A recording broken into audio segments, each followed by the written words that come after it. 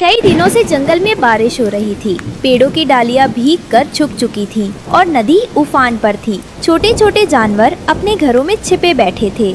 बच्चों, बाहर बहुत तेज बारिश और आंधी है, तुम लोग घबराना मत, माँ यही पास में है। माँ, हमें बहुत भूख लगी है। डरो मत बच्चों, दरवाजा अंदर से बंद रखना, कोई भी आए तो खोलना मत। लेकिन माँ, अगर दरवाजे पर कोई आवाज़ देगा तो हम कैसे पहचानेंगे कि आप हो? अरे मेरे लालो, मैं आऊंगी तो एक प्यारा सा गीत गाऊंगी। मेरे बच्चों दरवाज़ा खोलो, माँ तुम्हारे लिए दाना ले आई। बरसती बूंदे डरना मत तुम, माँ की गोदी में दुनिया समाई। मीठे दाने प्यार के गाने संग संग खुशियाँ भी लाई। मेरे बच्चों दरवाज़ा खोलो, मम्मा है आई, मम्मा है आई। रानो अपने भीगे पंखों को झटकती हुई नदी किनारे पहुंची। वह बीज और कीड़े ढूंढ रही थी, लेकिन बारिश ने सब बहा दिया था। हाय, अब बच्चों को क्या खिलाऊं? अचानक उसकी नज़र नदी किनारे पड़ी एक सुनहरी मछली पर गई। वह उथले पानी में फंसी हुई थी और तड़प रही थी। कृपा, कोई तो मेरी मदद करो।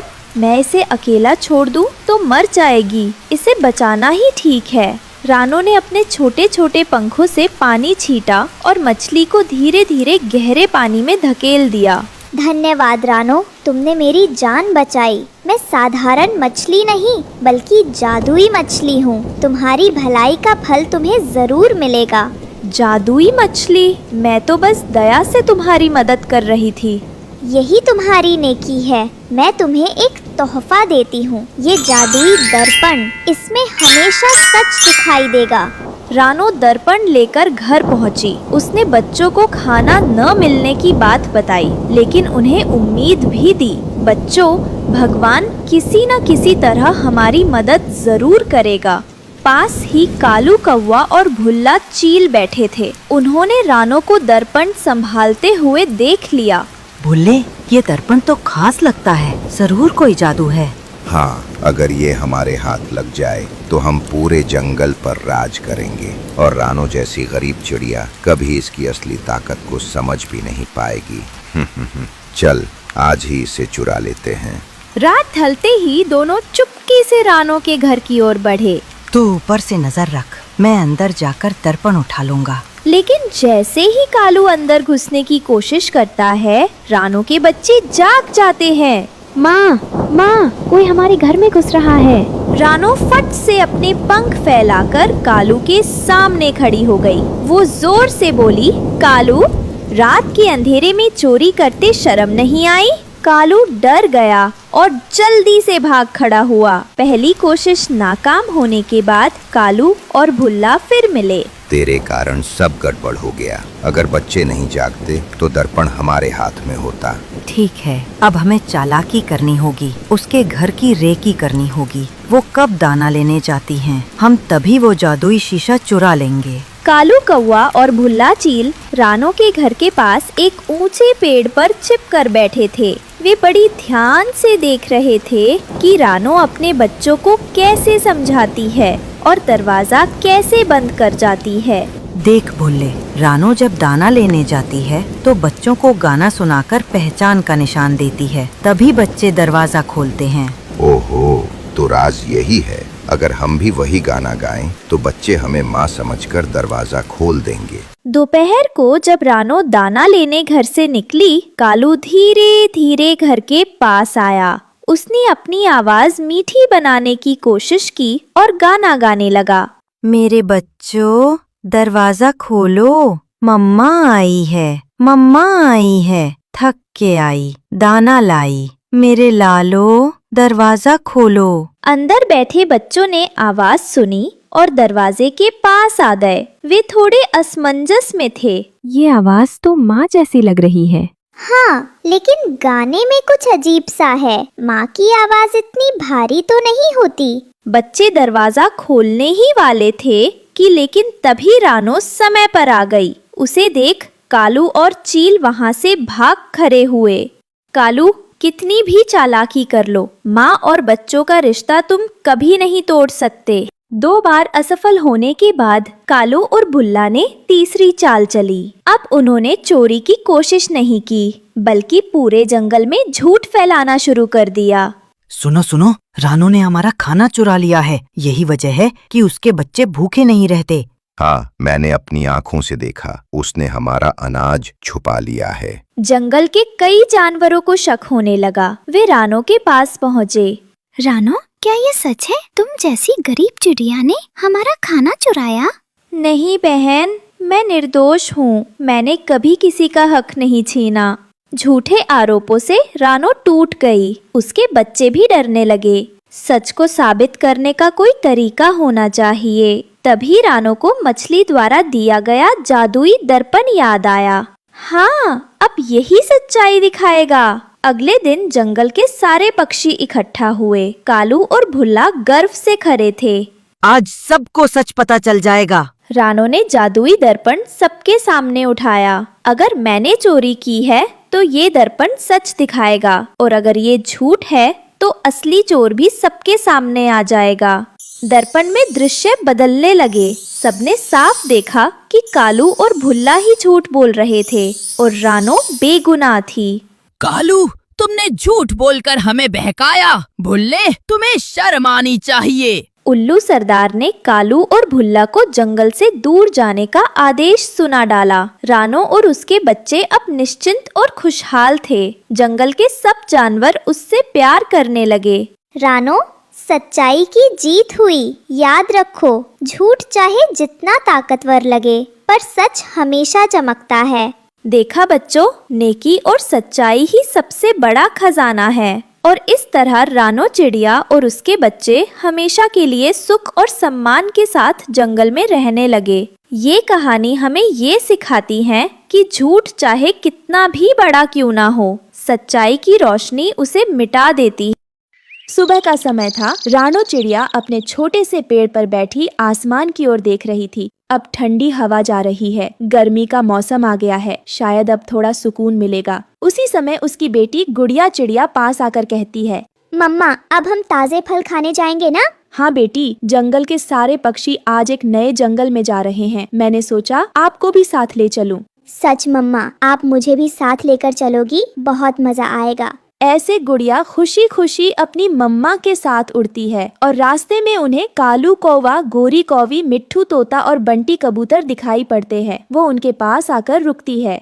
अच्छा है, सर्दियों के दिन जा रहे हैं। मैं तो ठंड से परेशान हो गई। हाँ, गौरी ने सही कहा। बेचारी अब कहीं जाकर नहाएगी, वरना पूरी सर्दी बिना नहाए गुजार दी। देखो तो, पहले से भी ज्यादा काली पड़ गई है। ओ मिट्ठू तोते, मैं रोज सुबह 4 बजे नहा लेती थी। तू अपनी बता, ना जाने कितने हफ्तों से मुंह तक नहीं धोया होगा। काली कलूटी कहीं की, फिर भी मैं तेरी तरह काला नहीं पड़ा। मिट्ठू, मैं तेरा सर फोड़ दूंगी। मुझे गुस्सा मत दिला।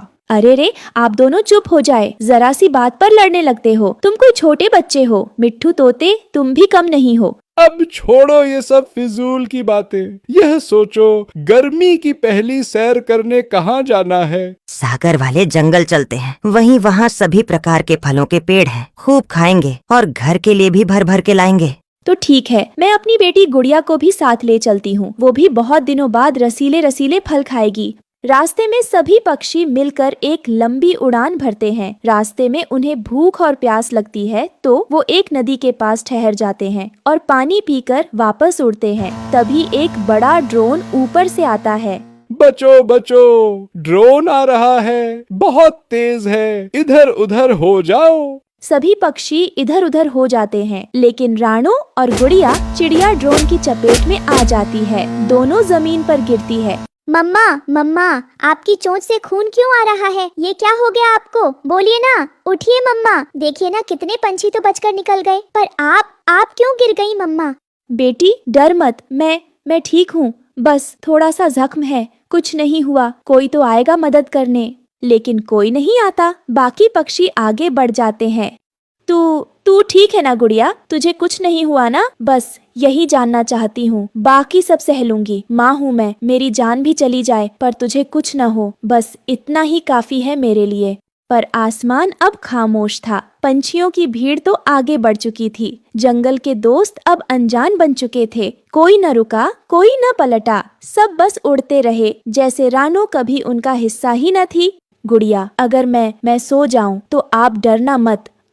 आप उड़ सकती हो। आप बहुत बहादुर हो। नहीं मम्मा, आप मुझे छोड़कर नहीं जाएंगी। आप मुझे कभी अकेला नहीं छोड़ सकती। धीरे धीरे रात हो चुकी थी। रानो की सांसें धीमी पड़ चुकी थीं और नन्ही गुड़िया जो अभी उड़ना सीख ही रही थी, अपनी घायल माँ के लिए आसमान नहीं, जमीन के हर कोने में मदद ढूंढने निकल पड़ी थी। मम्मा को बचाना है। मम्मा को कुछ नहीं होने दूंगी। कोई तो होगा इस जंगल में जो हमें बचा सकता है। गुड़िया थककर एक पुराने पेड़ के नीचे बैठती है। तभी एक धीमी आवाज आती है। अरे छोटी सी चिड़िया, इतनी रात को अकेली क्यों रो रही हो बच्ची? बाबा, मेरी मम्मा बहुत जख्मी है। ऊपर से ड्रोन टकरा गया था। वो जमीन पर पड़ी है। कोई मदद नहीं करता, कोई नहीं रुकता। मम्मा मर जाएंगी क्या बाबा? चलो बेटी, मुझे अपनी माँ के पास ले चलो। मैं नहीं जानता मैं कितना कर पाऊंगा, पर कोशिश जरूर करूंगा। गुड़िया झट से उड़ती है और चूहे को रानो के पास ले जाती है। चूहा रानो की हालत देखकर खुद से बड़बड़ाते हुए कहता है, ये तो बहुत बुरा जख्म है, बहुत खून बह चुका है। कुछ कीजिए बाबा, कुछ कीजिए। मम्मा को मत जाने दीजिए। मैं तुम्हें एक जगह ले चल सकता हूँ। मेरे दादाजी ने एक पुराना कद्दू घर बनाया था। अब वहाँ कोई नहीं रहता, लेकिन वो सुरक्षित है। वहीं चलो, मैं पत्तों से पट्टी भी बांधूंगा और जड़ी बूटियाँ भी दूंगा। गुड़िया, तू अब भी यही है? मैं कहीं नहीं गई मम्मा, मैं आपको ले चल रही हूँ एक जादुई कद्दू घर में। आप ठीक हो जाएंगी। सब ठीक हो जाएगा मम्मा, बस थोड़ा और सह लीजिए। गुड़िया अपनी माँ रानो को एक ठेले पर डालती है। स्विंग से मदद से ठेली को खिसकाते हुए धीरे धीरे चलने लगते हैं और पास के एक खेत में पहुँचती है। वहाँ उसे एक बड़ा जादुई कद्दू घर दिखाई देता है। अब तुम आराम करो रानो, गुड़िया तुम्हारे पास है और मैं यही हूँ। सुबह तक देखना, सारे जख्म भर जाएंगे। उधर बाकी पक्षी कालू कौवा, गोरी कौवी और मिट्ठू तोता फल खाते हुए ठहाके लगाते हैं। कितना मजा है। किससे फर्क पड़ता है कि रानो गिर गई? कमजोरों की जगह यही होती है। और मैं तो अब यही घोंसला बनाऊंगा। कौन पुराने जंगल लौटे। रात को एक भूखी बिल्ली आती है। अरे, आम के पेड़ पर स्वादिष्ट पक्षी, आज दावत है। कालू और गोरी अपनी जान बचाने के लिए मिट्ठू को बिल्ली के हवाले कर देते हैं। बिल्ली जी, वो तोता हमारा नहीं है, ले जाइए उसे। बिल्ली मिट्ठू को खा जाती है। अगले दिन बिल्ली की बड़ी बहन आती है और कालू और गोरी को भी मार डालती है। सुबह होती है। रानो की तबीयत कुछ ठीक हो गई थी। गुड़िया पालक के पत्तों से खाना बनाती है। मम्मा, हम कद्दू के घर में हैं और देखो खाना भी है। अब हमें किसी की जरूरत नहीं। शाबाश मेरी बच्ची, हमें किसी को धोखा नहीं देना चाहिए, ना ही मुश्किल समय में किसी को अकेला छोड़ना चाहिए। जो दिल से अच्छा होता है उसका घर हमेशा सुरक्षित रहता है। इस कहानी से हमें सीख मिलती है कि जो सच्चा साथी होता है वही असली परिवार होता है और जो दूसरों को दुख में छोड़ देते हैं उन्हें समय जरूर सजा देता है। जंगल में एक कोने में रहती थी एक गरीब लेकिन मेहनती रानो चिड़िया। उसके पास एक छोटा सा बाग था जिसमें आम, अमरूद, जामुन और बेर के पेड़ लगे थे। वह खुद पानी देती, खाद डालती और पेड़ों से बात करती।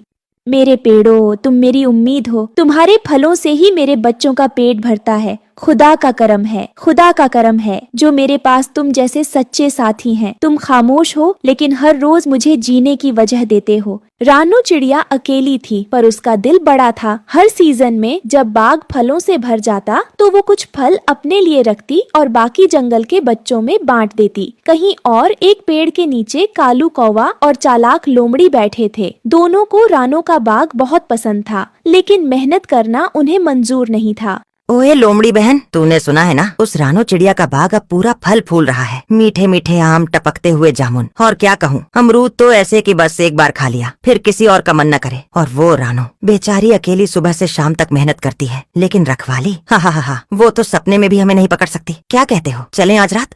हाँ कौवे भाई, तू तो दिल की बात कह दी। सच कहूँ, मुझे तो पिछले हफ्ते से ही उस बाग पर नजर थी। वो पके हुए बेर और टपके आम, उफ, मुंह में पानी आ जाता है। और रानो चिड़िया, सीधी सादी मासूम सी जान, हमें देखकर तो उसके पर ही कांप जाएंगे। चलो आज रात उसे सबक सिखाते हैं। जंगल में रात उतर आई थी। आसमान पर चांद बादलों के पीछे से झांक रहा था और कालू और लोमड़ी धीरे धीरे बाग में घुसे। देख बहन लोमड़ी, मैं कहता था ना, आम ऐसे लटक रहे हैं जैसे खुदा ने हमारे लिए भेजे हों। और देख वो जामुन, उफ, बिल्कुल काले मोती जैसे। चुपचाप काम कर, रात जल्दी बीत जाती है। तू नीचे पकड़, मैं डालियां हिलाती हूँ। जल्दी गठरी में भर, फिर निकल लेंगे। कालू और लोमड़ी ने पेड़ों से एक एक करके सारे पके हुए फल तोड़ लिए। आमों की मीठी खुशबू ने उनके लालच को और भी बढ़ा दिया। हा, अब ये फल हमारे और रानो चिड़िया सवेरे रोएगी। मजा आ गया।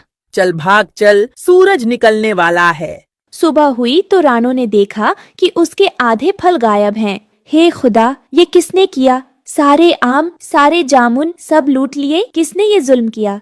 वहीं पास में रहता था मिट्ठू तोता अपनी बीवी मीना और 3 बच्चों के साथ। वह रानो की इज्जत करता था। रानो बहन, ये क्या हाल बना रखा है बाग का? अभी अभी मेरी मीना ने बताया कि तुम्हारे यहाँ चोरी हुई है, सच है क्या? हाँ मिट्ठू भाई, कल रात कोई सारे पके आम, जामुन, बेर सब उठा ले गया। बचा ही क्या है अब? मैंने तो बच्चों के लिए कुछ बचा कर भी रखा था, वो भी गया। अब सोचती हूँ कल से क्या खिलाऊं उन्हें। वो तो भूखे ही सो गए थे रात को। तभी मीना तोती भी आ जाती है। हम तुम्हारे साथ हैं रानो दीदी, कुछ न कुछ जरूर करेंगे।